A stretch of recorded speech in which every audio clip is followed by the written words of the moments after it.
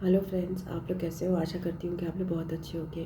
आज का जो मेरा वीडियो है वो इस टॉपिक पर है, इस स्टोरी पर है, जो कि मैं श्राद्ध से रिलेटेड और एंसेस्टर से रिलेटेड और पितरों से रिलेटेड स्टोरी आपको एक सुनाने वाली हूँ।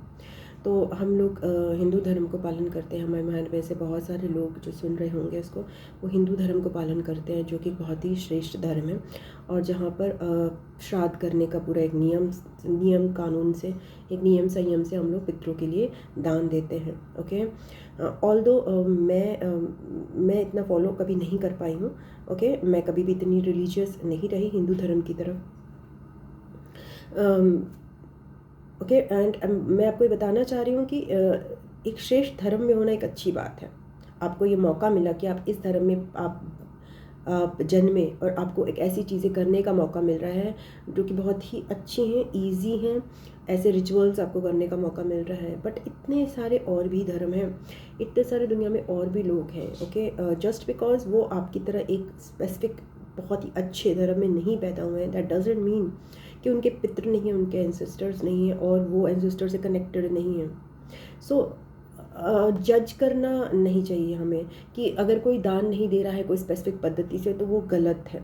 ओके, इवन हिंदू होकर भी, इवन मुस्लिम और बाकी लोग का तो अलग ही बात है, बट हिंदू होकर भी सबको दान देना ही है ऐसा ज़रूरी नहीं है। बिकॉज अगर वो आपके एंसेस्टर्स हैं तो उनके भी एंसेस्टर्स हैं। ओके, अगर आपकी मंशा सही है और आपको ज्ञान नहीं है या फिर आपका धर्म अलाउ नहीं करता है तो उनके भी एंसेस्टर्स, सबके एंसेस्टर्स उनको कांटेक्ट करते हैं। कोई भी यहाँ पे कम या ज़्यादा नहीं है। जस्ट बिकॉज हमने ज़्यादा दान दे दिया that doesn't make us special. तो अपनी ईगो बूस्ट करने की ज़रूरत नहीं है। और तो ये बहुत अच्छी चीज़ है, बहुत दीजिए। मैं तो कह रही हूँ बहुत दीजिए, बहुत अच्छी चीज़ है। बट यहाँ पे जो स्टोरी है वो एक ऐसे पर्सन की है जिसने नहीं दिया, और यह रियल लाइफ स्टोरी है। तो रियल लाइफ स्टोरी मैं बता रही हूँ। एक पर्सन, एक लेडी थी। ओके, वो दान मतलब वो रिचुअल्स को करने का, वो हिंदू थी एंड मान लिया उसका नाम है प्रिया। तो प्रिया हिंदू थी, बट वो इतनी बिजी रहती थी कि उसको रिचुअल्स करने का टाइम नहीं मिलता था। ओके, बहुत ज़्यादा उसके घर के काम रहते थे और ये चीज़ रहती थी, तो वो नहीं कर पाती थी रिचुअल्स। तो उसे पता था कि श्राद्ध आ गए हैं, श्राद्ध ऐसे बीतते जा रहे थे। उसे पता था कि एंसेस्टर्स हैं, मेरे पितृ हैं, उनके लिए मुझे शायद कुछ करना चाहिए, मैं नहीं कर रही हूँ, मुझे। और उसकी इतनी ट्रेनिंग भी नहीं हुई थी, इतनी पढ़ाई लिखाई भी कैसी नहीं हुई थी कि वो कर पाए। उसे नहीं पता था कि क्या रिचुअल्स करने हैं, और पता भी था तो वो कर नहीं पाती थी। तो इसी तरह से श्राद्ध बीतते गए और श्राद्ध का आखिरी दिन आ गया। मगर वो कर्म में बिलीव करती थी। मतलब वो यहाँ पर आपकी जो स्टोरी है वो आपकी इंटेंशंस पे बेस्ड है। आप कुछ भी कर रहे हो तो आपकी इंटेंशंस क्या है। इसी तरह से श्राद्ध का आखिरी दिन आ गया और उसने सोच लिया था कि शायद मेरी किस्मत में नहीं है कि मैं पितरों के लिए अपने कुछ कर पाऊँ।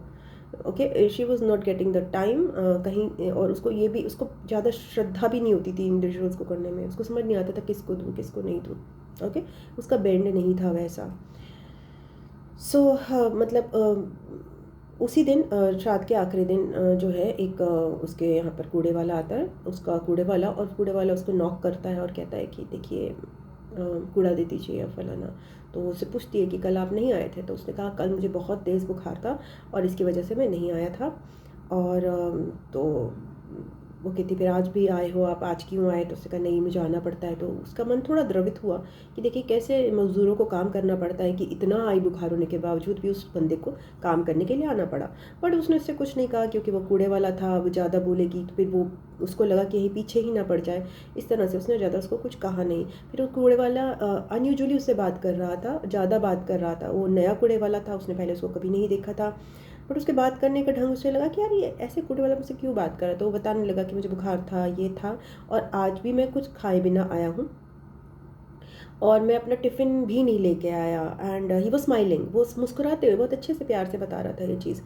और उस लड़की को लगा कि देखो कल बंदे को बुखार था, इस कूड़े वाले को, तब क्या हालत है। इसको कहते हैं जैसे शनि का प्रकोप, कि अब वो मुस्कुराते हुए बता रहा है कि मुझे 110 बुखार था, जो कि होता भी नहीं, बट उसको बहुत हाई बुखार था, 2 बोतलें चढ़ गई और आज मैं बिना भूखे पेट आ गया हूँ क्योंकि क्या है, मजदूरी करनी है। उसका हृदय बहुत द्रवित हुआ। मगर उसको ये भी लग रहा था कि देखिए कूड़े वाला है, उससे इतनी ज़्यादा और कभी इतना ताल्लुक़ नहीं था क्योंकि वहाँ पे नए नए कूड़े वाले आते थे रोज़। तो ऐसा कोई पर्सनल कूड़े वाला नहीं होता था कि रोज़ एक आए जैसे एक ताल्लुक़ है। तो पहली बार उसने उसको देखा था तो थोड़ी सी वो एक कॉशियस भी थी। बट उसके मन में ये बात आई, एक बात आई छोटी सी, कि एक कूड़े वाला आया है मुझे, ये पर्सन आया, यही पर्सन मुझे ये क्यों बोल रहा है कि मैंने खाना नहीं खाया है। ओके, मुझे ही क्यों बोल रहा है, इस बात का क्या मतलब है। अगर मेरे घर में कोई भी आता है ऐसा पर्सन, अगर घर में नहीं, घर के दरवाजे पर भी आता है, वो बहुत, उस समय पे वो बहुत बिजी थी, बहुत बिजी थी, वो खाना बना रही थी, वो किचन में लगी हुई थी, उसके पास बिल्कुल भी टाइम नहीं था। उसके मन में ये विचार आया, जो कि उसको एक हमेशा से उसकी जो परवरिश थी वो बहुत ही अच्छे तरीके से की गई थी, बहुत ही कर्म में बिलीव करने के लिए, ज्ञान में बिलीव या अच्छे कर्मों में बिलीव करने के लिए करी गई थी। तो उसको लगा कि यार अगर मेरे पास कोई आया है, अगर वो मुझे बोल रहा है कि मैं भूखे पेट हूँ, आज मैं टिफ़िन नहीं लाया हूँ, और वो बंदा एक दिन पहले बुखार में पड़ा हुआ है, तो इतनी तो इंसानियत मेरे में होनी चाहिए कि मैं अब इस समय काम छोड़ के उसको कुछ दे दूँ। तो उसने सोचा क्या दूँ कि जो खाएगा, क्योंकि कभी कभी गरीब सब कुछ नहीं खाते हैं, उनको खाना दे दो फेंक देंगे, इधर उधर कर देंगे, नहीं खाते हैं। पैसे दे दो तो फिर उसका कहीं और यूज़ कर लेंगे। फिर भी देखो क्या दे सकती हूँ, क्या दे सकती हूँ। तो उसके घर में सेब पड़े थे, उसने केवल एक छोटा सा उसको सेब दे दिया। तो उसने लगा चलो ये चीज़ मैंने ठीक करी, क्योंकि भाई इतना तो मैं कर सकती हूँ, वो सेब खाए या नहीं खाए, मेरा कर्मा है कि मेरा कर्मा है कि मैंने वो कर दिया। ओके, सो सेब दिया उसको। तो उसने, जो कूड़े वाला था, उसने बोला कि मुझे ना लपेट के दो, क्यों कूड़े वाला था तो उसने कहा मुझे सफ़ेद कागज़ में इसको लपेट के दो, ऐसे मत पकड़ाओ। तो ठीक है, तो उसने ले लिया। एंड वो इतनी बिजी थी कि वो खुद उसको दे भी नहीं पाई। उसने अपनी बेटी को कहा कि देखो इसको दे दो, और बेटी ने बड़े प्यार से दिया। और वो जो प्रिया थी वो सोच रही थी कि यार बेटी ने कितने प्यार से दिया है इसको। ओके, मैं तो नहीं दे पाती इतने प्यार से। मैं थोड़ा जज भी कर रही थी कूड़े वाले को, क्या यार मतलब मैं इसको खाना दे दूंगी, बस ये मांग रहा है, ये भी जजमेंट थी उसकी। बट बेटी के लिए, बेटी के मन में कोई जजमेंट नहीं थी कूड़े वाले को, और बेटी ने उसको सेब दे दिया। और ठीक है, अब बात आई गई होगी। बाद में प्रिया को पता चला कि अरे, अगले दिन प्रिया को पता चला कि वो तो श्राद्ध का आखिरी दिन था, वही दिन था जिसमें सब लोग दान दे रहे थे। सबको पता था कि दान देना है। प्रिया इतनी बिजी थी, प्रिया को पता ही नहीं था कि आज दान देना है नहीं देना, उसको कुछ नहीं पता था, वो केवल अपने काम में लगी हुई थी। मगर मगर उसके एंसेस्टर्स भी उतने ही एक्टिव थे जितने दूसरों के थे। वो, हाँ, वो बहुत अलग है कि वो अपने एंसेस्टर्स का वेट कर रही थी कि कहीं सपने में उसको दर्शन दे, कहीं कुछ कुछ तो पता चले। वो बहुत समय वेट कर रही थी, बट ऐसा कुछ हुआ नहीं। बट हुआ क्या, एक कूड़े वाला आया और वो अनोखे तरीके से उसको ऐसी बातें कुछ उसने बोली जो कि आज तक उसको नहीं बोली थी किसी ने। मतलब लेकिन इतना द्रवित वाला एहसास उसको नहीं हुआ था। एंड उसको थोड़ी कश्मकश भी थी कि हेल्प करूं कि छोड़ दूं, काम तो इतने सारे पड़े हैं, हेल्प करूं कि छोड़ दूं। उसने मदद ली अपनी बेटी की। अब यहाँ पे 2-3 चीज़ें आती कि एंसेस्टर्स उसके भी एक्टिव थे। वो कहीं ना कहीं पूर्वज ही उसके आकर उसका दरवाज़ा खटखटा कर कुछ ना कुछ दान उससे दिलवाना चाह रहे थे। हो गया ना दान उसका, क्योंकि उसकी इंटेंशन सही थी। अब कोई करोड़ों का दान करे और किसी ने एक सेब दान किया, बट ऐसी जगह पर किया जहाँ पे इंटेंशंस बड़ी प्योर हैं, वो दान उतना ही लगेगा, क्योंकि तुमने सही कर्म किया है, तुम्हारी इंटेंशन सही है, तुमने सही जगह पे सही आदमी के लिए कुछ करने की कोशिश की है। यही इंसानियत होती है। और इसी तरह से एंसेस्टर्स हमारे आते भी हैं। आपने सुना होगा, ये स्टोरी तो रियल टाइम की है, ये तो इसी श्राद्ध की है। बट आपने सुना होगा हमेशा पुराणों में, और ऐसे आया था वो भेष बदल कर, राजा आए भेष बदल कर भीख मांगी, या फिर भगवान आए भेष बदल के। ऐसे ही तो होता है, ये रियल लाइफ में उसके साथ हुआ। और क्यों हुआ, I am just telling the truth. उस लेडी के साथ कभी भी ऐसा नहीं हुआ था। ओके, कि ऐसे कोई आए और मतलब मांगा भी उसने कुछ नहीं एक्चुअली, बट उसने दिया।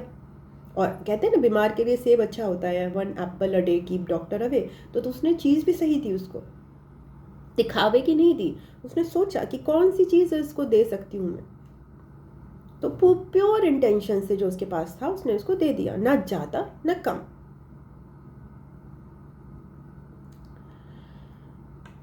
अच्छी बात यहाँ पर ये निकली, जब वो खैर मेरी क्लाइंट थी, तो अच्छी बात यहाँ पर ये निकली कि उसकी जो बेटी ने उसको दिया था। अब बेटी की कुंडली देखो तो बेटी की कुंडली में पितृदोष ज़्यादा था।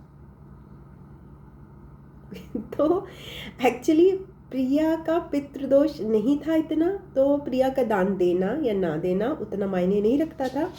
पर बेटी पितृदोष के चीज़ों को कैरी कर रही थी, तो दान किसने दिया, बेटी ने दिया। तो एक पन दो काज हुए।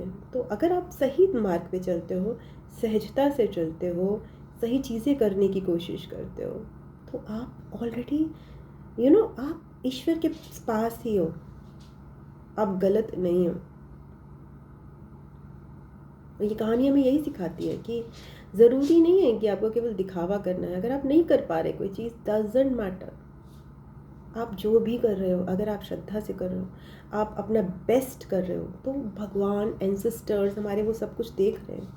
उन्हें पता है कि तुम नहीं कर सकते, तुम इतना टफ सारा कर्म कांड नहीं कर सकते। जो करो वो अच्छे मन से करो। इंसानियत ये स्टोरी हमें बताती है कि ठीक है,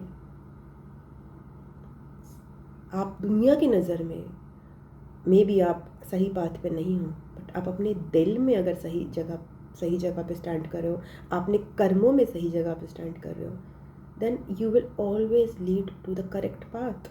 तो अलग अलग लोग चलते हैं दुनिया में, कोई अच्छा कोई बुरा नहीं है। सबका कॉन्शियस यहाँ पर है, कोई बाहर उसको जज नहीं कर सकता।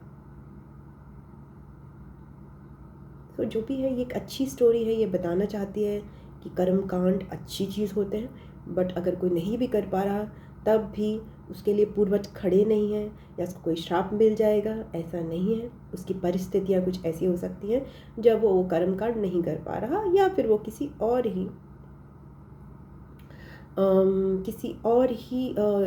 जात परिस्थिति में जन्मा है, जैसे वो कभी भी नहीं कर पाएगा। ऐसे लोगों के लिए कर्म है ना, आपकी भावना है ना। आपकी भावना अगर पवित्र है तो आपके आप रीति रिवाज कर रहे हो कि नहीं कर रहे, इट डज नॉट मैटर। करो, बहुत अच्छी बात है।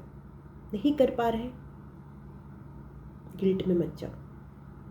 Okay, so that's a beautiful story that I wanted to tell you about Pitrupaksha. अब मुझे नाम याद आ गया, पितृपक्ष है। So yes, God bless you, bye bye.